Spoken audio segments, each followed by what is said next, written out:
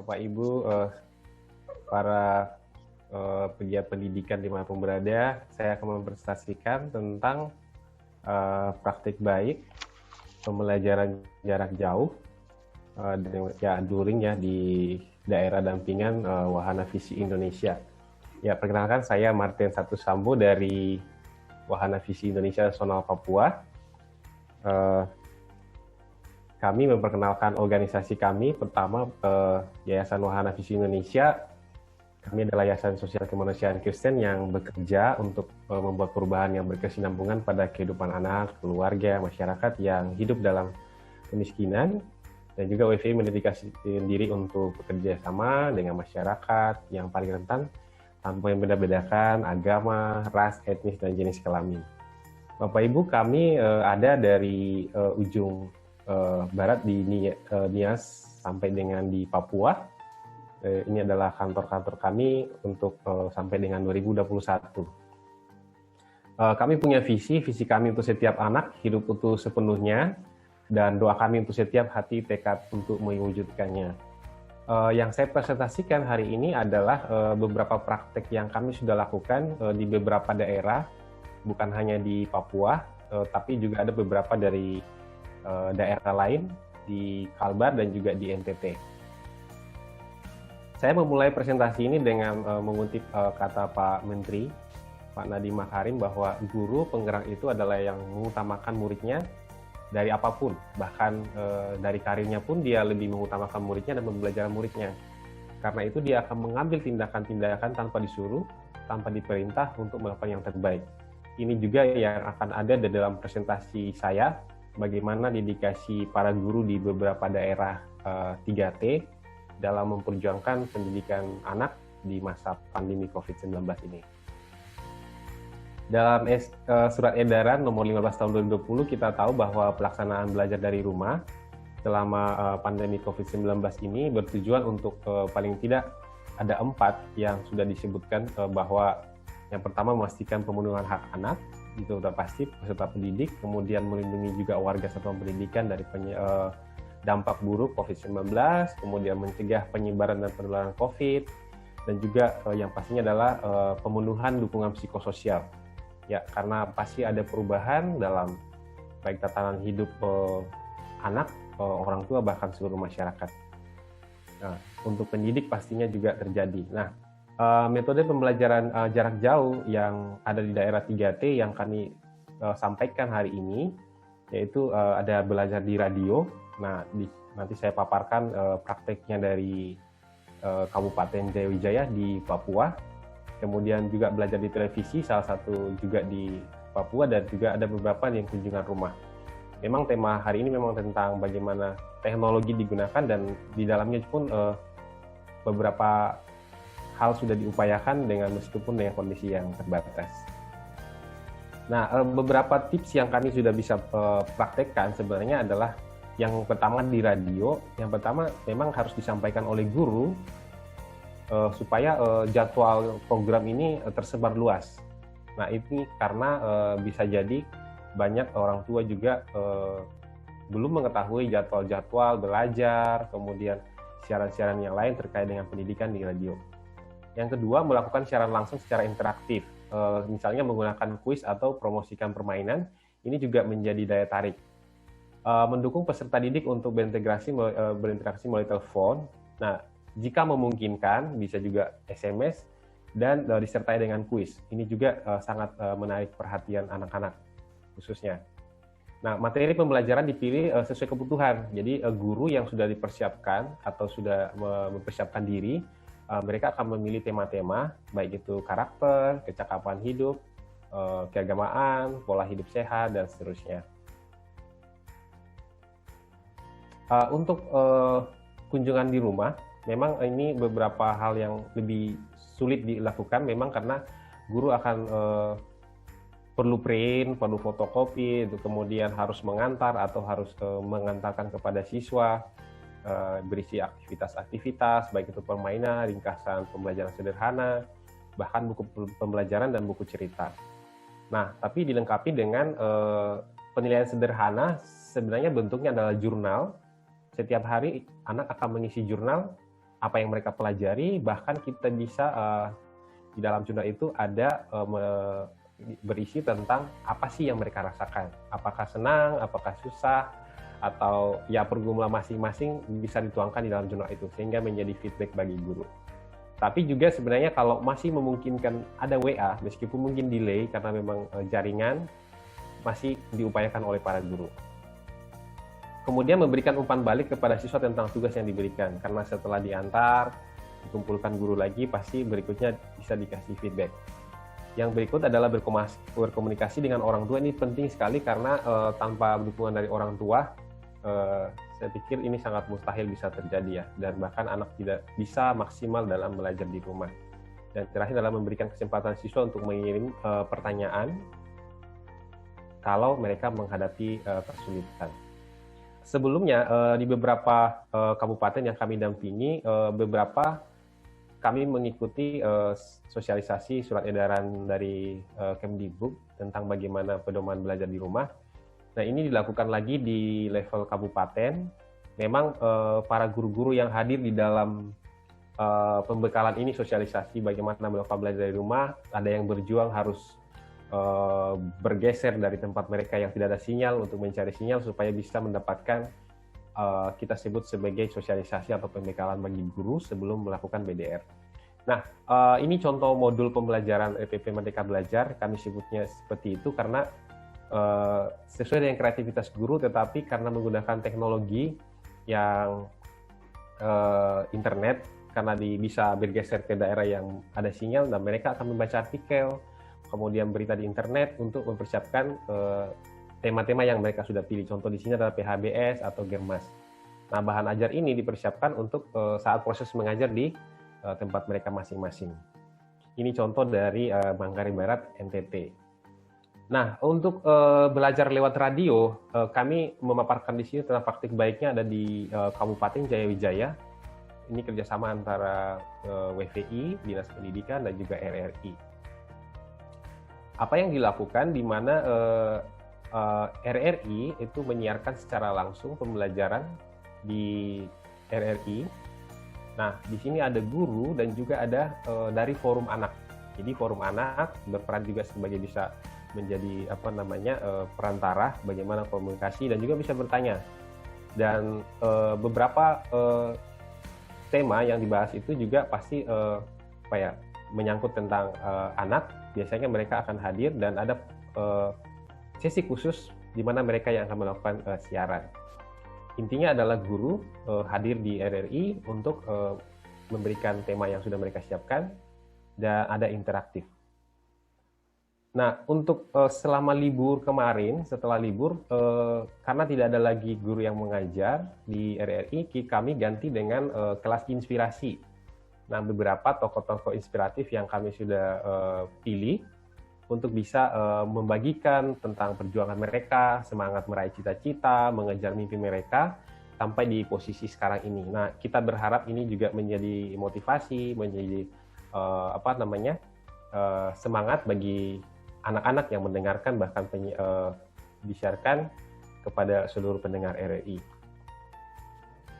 Oke, nah ini yang tadi foto tentang kerjasama kami. Beberapa sesi memang kita pilih guru-guru yang bersedia dan siap untuk melakukan pembelajaran di RRI. Dan sebenarnya ada juga satu program namanya Labewah, tapi ini dipimpin oleh Forum Anak, karena itu adalah lagu dan belajar ala anak wamena. Ini yang saya maksud tadi adalah interaktif yang dibangun antara pemateri, yaitu gurunya sendiri dengan siswa-siswanya. Itu kita buka sambungan telepon dan juga SMS, sehingga mereka yang bisa menjawab atau kuis-kuis yang diberikan oleh guru-guru itu mendapatkan hadiah berupa buku. Nah, buku ini juga merupakan buku promosi tentang pendidikan karakter, yaitu tentang kontekstual, cerita-cerita lokal yang berisi tentang bagaimana nilai-nilai kearifan lokal yang ada dalam cerita. Dan juga ada dari Dinas Pendidikan Provinsi Papua mengeluarkan buku tentang informasi COVID-19.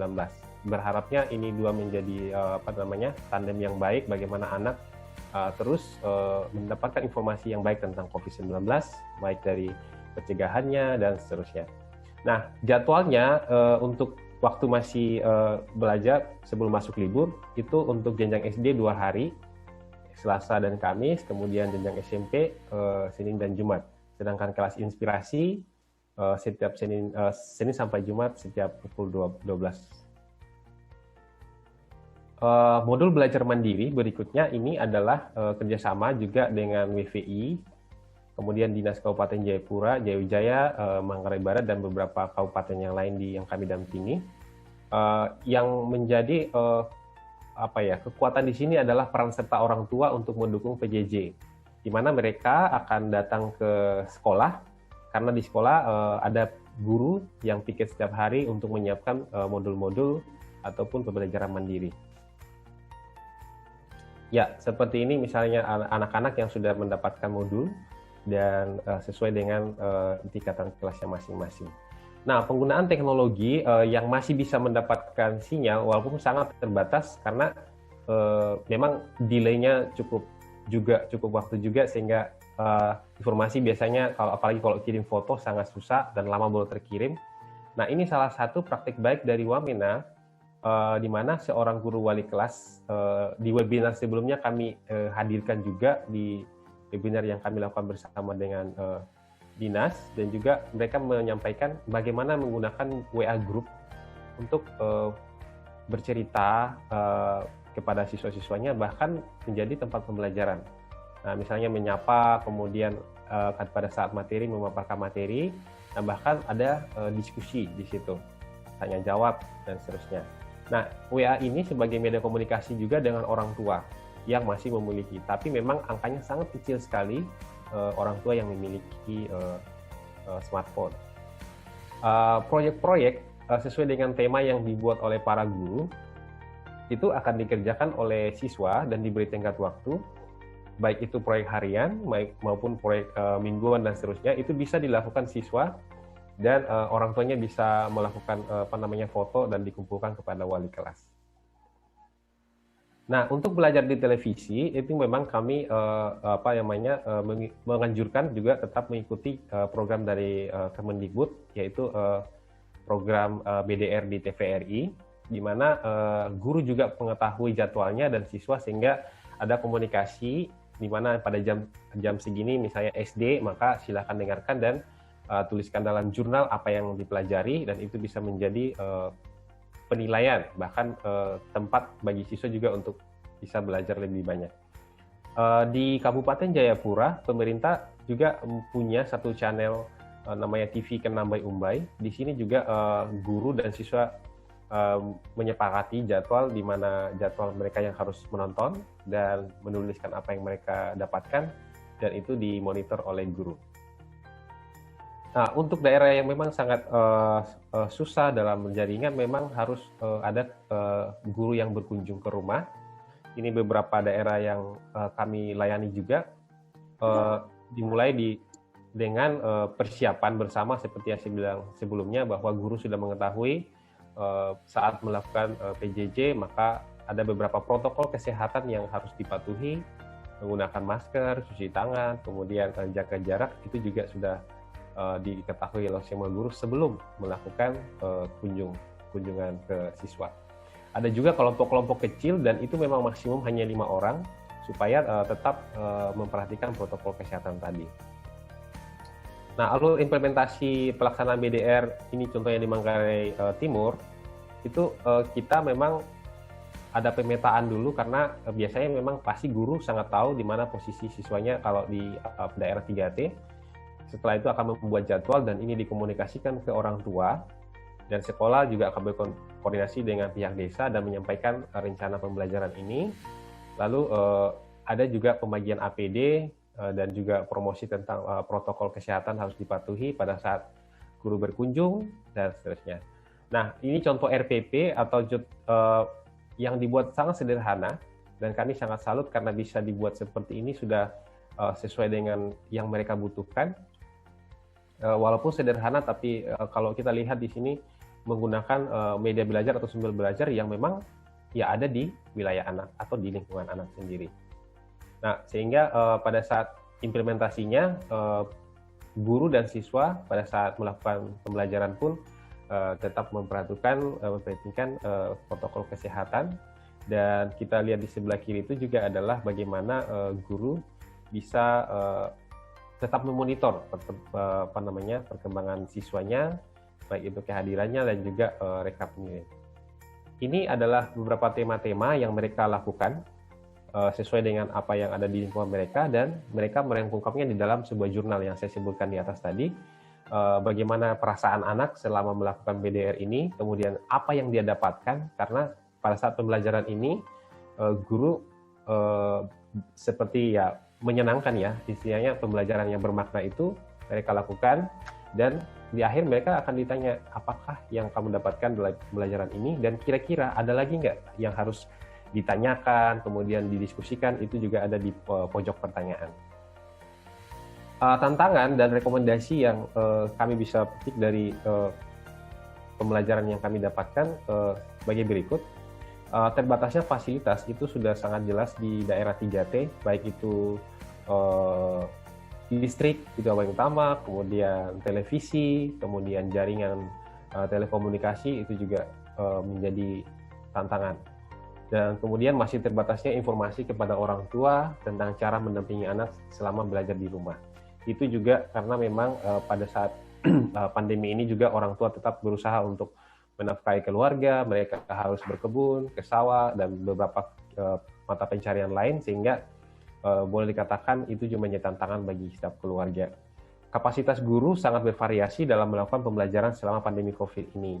Artinya, tantangan kami adalah ketika ada guru yang mampu bisa merancang sederhana dan tapi bermakna RPP yang mereka akan sampaikan kepada anak, tetapi ada juga yang masih belum bisa sampai kepada tahap seperti itu. Nah, belum semua guru juga paham dan mampu membuat RPP yang kontekstual yang seperti yang di atas tadi, bahwa menggunakan sebisa mungkin bisa materi-materi ajar, alat peraga yang ada di lingkungan anak. Rekomendasi kami sebenarnya adalah lebih kepada bagaimana dukungan pemerintah untuk yang paling dasar di daerah-daerah 3T, baik itu pemerintah dan juga dinas terkait, tentang pembangunan akses jaringan listrik. Itu sangat butuh sekali, karena memang melalui radio itu saya pikir sudah sangat bagus kalau misalnya sudah ada bantuan listrik, itu ada listrik untuk bisa mengaliri rumah-rumah warga. Kemudian juga bagaimana yang kedua tetap memaksimalkan penggunaan radio ini dan teknologi yang lain untuk pembelajaran luring.